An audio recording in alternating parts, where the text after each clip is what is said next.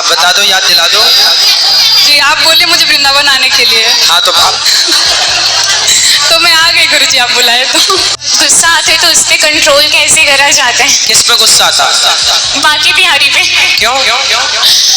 तो यूट्यूब पर जुड़ रहे हैं ना, चैनल को सब्सक्राइब कर लें और शेयर कर लें। आज राधे राधे दोस्तों, स्वागत है आपका हमारे YouTube चैनल रिएक्शन में उषा में। बात करेंगे हम आज ऐसी स्त्री की जो कि पंडाल में आती है और कहती है गुरुजी आपने हमें बुलाया, हम यहाँ पर आ गए और 6-7 पेज का आपके लिए कुछ लिख के लाई हूँ जो आप खुद ही अपने आप से ही पढ़ लीजिए। तो आइए दोस्तों देखते हैं कि वो क्या लिख के लाई और क्या गुरुजी ने उसे समझाया। बने रहिए हमारे साथ इस वीडियो के अंत तक। जय श्रीमन नारायण गुरुजी, आपके चरण कमलों में मेरा कोटि कोटि प्रणाम। जी गुरुजी मैं रायपुर आई थी आप जब आए थे, आपको याद हूँ मैं? आप बता दो, याद दिला दो। मैं ऐसे ही 6 नंबर वाले दिन आई थी। बताइए।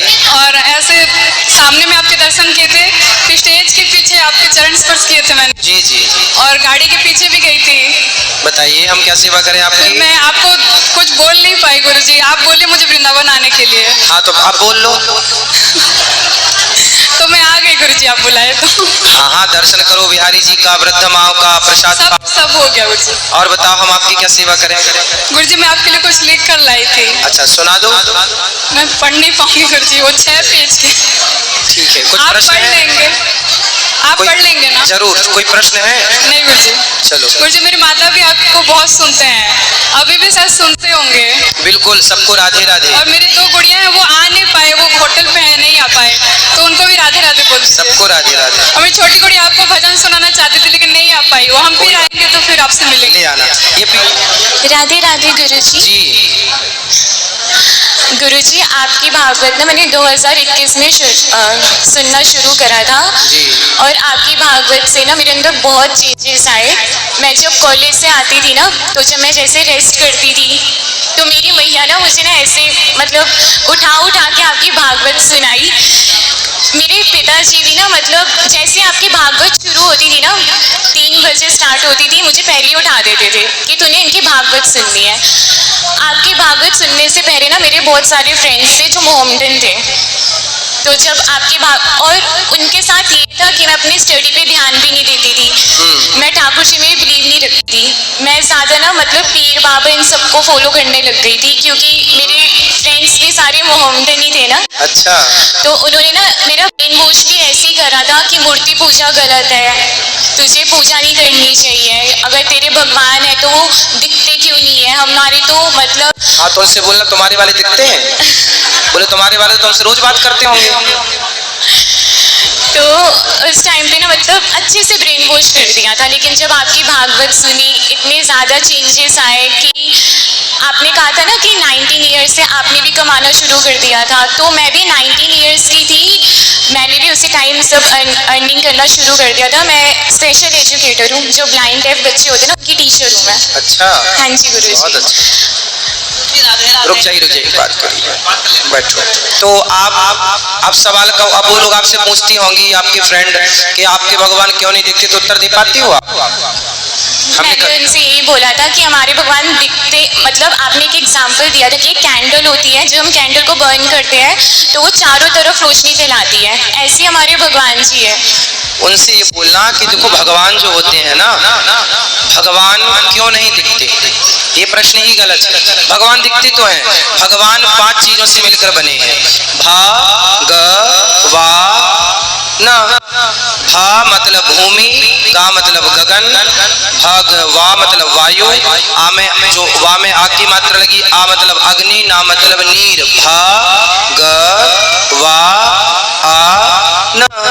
तो 5 चीजें, 5 प्रकृति हो गई, पृथ्वी जलवायु अग्नि आकाश। इस पूरी प्रकृति का नाम ही भगवान है। तो भगवान, लोग कहते हैं ईश्वर दिखते क्यों नहीं? दिख तो रहे, प्रकृति दिख तो रही है। मेरा नाम ही प्रकृति। अब प्रकृति दिख रही है, बोल दो प्रकृति भगवान है। और भगवान क्यों नहीं दिखते? देखो उनसे बोलो कि जब आपके पाँव में कांटा लगता है तो क्या दर्द दिखता है? नहीं। दर्द होता है कि नहीं? होता है। क्या दर्द दिखता है? जैसे दर्द होता तो है पर दर्द दिखता नहीं है, हाँ दर्द का अनुभव किया जा सकता है। उसी तरह ईश्वर एक दर्द की तरह है, जिसे दिखाया तो नहीं जा सकता लेकिन अनुभव होता है उस भक्त को जो भक्ति करता है। दर्द है पर दिखता नहीं, उसी तरह ईश्वर है पर दिखता नहीं। जिसको कांटा चुभेगा दर्द उसी को होगा, जो भक्ति करेगा ईश्वर उसी को दिखेगा, उसी को महसूस होगा, वही उसको जाने पहचानेगा। सबके बस का नहीं। और एक उत्तर दिया करो खुल के, कोई आपसे सवाल क्रॉस क्वेश्चन करे तुरंत क्रॉस। और जब गुस्सा आते तो उस पे कंट्रोल कैसे करा जाता है? किस पे गुस्सा आता? बाकी बिहारी पे। क्यों? मेरा ना एक पेपर था सीटेट का, मैंने बहुत तैयारी करी थी उस पेपर के लिए। मुझे 90 मार्क्स चाहिए थे पर मेरे 88 आए थे और मैंने पूजा भी बहुत करी थी। मुझे इतना मतलब मेरा गुस्सा ही कंट्रोल में नहीं रहा कि बाकी बिहारी भी ऐसे मतलब मैंने उठा के नीचे फेंक दिए थे। तुलसी की माला तोड़ के फेंक दी। फिर उसके बाद में बरसाना आई तो मेरी मन्नत मतलब मैंने जैसी विश मांगी अगले दिन ही पूरी हो गई। मेरा सीटेट का पेपर क्लियर हो गया। भगवान की पूजा तो करनी है, भक्ति तो करनी है, पर स्वार्थ नहीं रखना। भगवान कई बार हमें असफल इसलिए करते हैं क्योंकि हमें लगता है कि हमें ये मिल जाए तो बहुत अच्छा होगा, जबकि भगवान आपके लिए कुछ बड़ा सोच रहे होते हैं, बड़ा प्लान कर रहे होते हैं। ईश्वर आपके लिए बड़ा चाहते हैं, कई बार आप छोटा चाहते हैं, इसलिए पर किया ना प्रभु ने। इसलिए भगवान हमें खाने को दें या ना दें, हम भूखे रहें, हम कोई भगवान से स्वार्थ के लिए थोड़ी जुड़े हैं। निस्वार्थ प्रेम क्या है?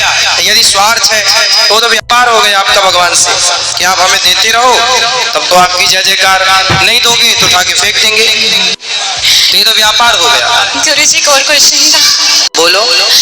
प्रेम करो भगवान से, व्यापार प्रभु के साथ साथ। कहते हैं कि एकादशी का व्रत में ना लिखा हुआ था कि जो मतलब तुमने पाप करे हो सब मिट जाते हैं एकादशी का व्रत करने से। हाँ। तो फिर एकादशी का व्रत, अब जैसे मेरे पिताजी भी रखते हैं एकादशी का व्रत, उन्होंने हरि नाम भी ले रखा है पर वो फिर भी नॉन वेज खाते हैं, वो ड्रिंक करते हैं, वो आते ही नहीं है वृंदावन। हम कहते रहते हैं हम हर महीने आते हैं लेकिन मेरे पिताजी नहीं आते हमारे साथ। तो मतलब उनके मतलब जिनकी मृत्यु हुई तो उनको मोक्ष मिल जाएगा, मतलब वो उनका पुण्य जितना होगा उस पुण्य का भी फल मिलेगा और जितना पाप होगा उतना पाप का भी मिलेगा। पर एकादशी का व्रत रख के तो गोलोक जाते हैं ना, तो उसके बाद नहीं, एकादशी रखते हैं तो गौलोक तो जाएंगे पर अपने पाप भोग के जाएंगे। जैसे सूखी लकड़ी को आप जलाओ और गीली लकड़ी को जलाओ, कौन जल्दी जलेगा?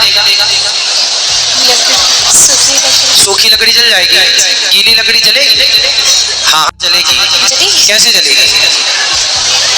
पहले वो उस आग में सूखती रहेगी, अपने आप को वो सुखाती जाएगी और जलती जाएगी, सूखती जाएगी और उसको टाइम लगेगा। सूखी लकड़ी जल्दी जल जाएगी, गीली को टाइम लगेगा, पहले वो उसी में सूखेगी फिर जलेगी। ऐसे ही आपको मोक्ष तो मिलेगा एकादशी के बल पर पहले आपके जो पाप है वो धीरे धीरे पहले वो भोगना पड़ेगा। वो जब भोग के फिर मोक्ष के आप अधिकारी, टाइम लगेगा। यदि पाप है तो भोगना पड़ेगा। समर्पण हो जाएगा यदि अंत समय के पहले तो फिर छुट्टी, फिर नहीं भोगना पड़ेगा। समर्पण वाला तुरंत सीधा, समर्पण नहीं हुआ तो चाहे कोई हो कर्म दंड तो भोगना पड़ता है। बोल देना पिताजी को। राधे राधे गुरु जी। तो देखा दोस्तों कि आज की वीडियो में हमने सब कुछ सुना और देखा भी, जो भी उस स्त्री ने बोला कि गुरुजी आपने हमें बुलाया और हम आ गए, हम आपके लिए कुछ 6-7 पेज का लिख के लाए हैं जो आप उसे खुद ही पढ़ सकते हो। तो दोस्तों उसमें क्या लिखा होगा और क्या गुरुजी ने पढ़ा होगा ये तो आपको या हमें भी नहीं मालूम, लेकिन जो भी गुरुजी ने उस स्त्री को समझाया कि आइए, जो आप वृंदावन आई है आप भगवान के दर्शन कीजिए और जो भी अच्छी अच्छी चीज़ें हैं जो हमारे धाम है, अच्छे अच्छे भगवान जी के, उन्हें देखिए। तो दोस्तों आज की वीडियो से आपको जो भी ज्ञान प्राप्त हुआ हो आप हमें कमेंट बॉक्स में कमेंट करके ज़रूर बताएं। और हाँ, अभी तक अगर आपने हमारे चैनल को सब्सक्राइब नहीं किया है तो हमारे चैनल को सब्सक्राइब कर लें और बेल वाली घंटी बजाना बिल्कुल ना भूलें। अगर आप बेल वाली घंटी बजाएंगे तो हमारी वीडियो आप तक पहुँचती रहेंगी और हमारी वीडियो को लाइक कर दें, ज़्यादा से ज़्यादा शेयर करें। कमेंट में राधे राधे लिखना बिल्कुल ना भूलें। मिलेंगे ऐसे ही इंटरेस्टिंग वीडियो के साथ, तब तक के लिए राधे राधे।